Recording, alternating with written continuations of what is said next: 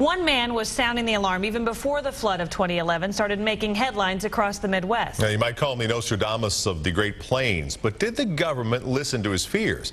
Ryan Kath takes us to Fort Pierre, South Dakota, another community fighting back Missouri River floodwaters.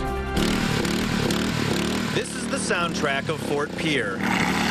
A never-ending battle to suck up water and send it back to the Missouri River, hoping miles of levees protecting businesses and homes will stand firm. Been underwater for over a month now. Brad Lawrence has been on the front lines watching the water transform his hometown of 2,100 people. The impact is substantial. It might as well have flooded in a lot of cases because the people have left their homes, the businesses are empty. The city's public works director actually started fearing the worst last winter when he calculated snowmelt totals in the mountains and plains. I looked at the potential of how much runoff there could be based on the water content.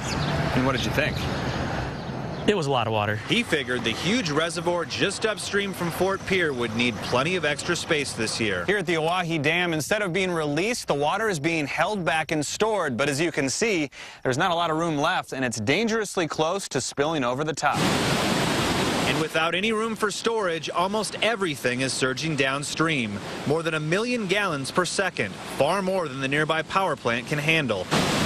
This basin is typically bone dry in the summer, but this year is blasting water like a giant fire hose. It's starting to gain traction that I had this prediction out there. Back in February, Lawrence emailed the head of the National Waterworks Association, saying the Corps of Engineers should prepare by releasing water from the dam.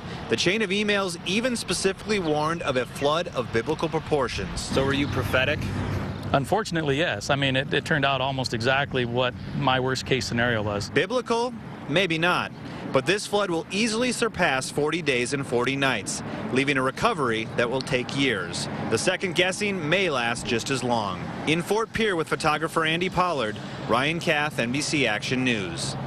Now, the Corps of Engineers maintains they paid attention to snowmelt levels and how they would affect the dams, but they argue a perfect storm of heavy spring rain made it impossible to prevent this year's flooding. And it is just so hard to watch what so many farmers or other homeowners are going through.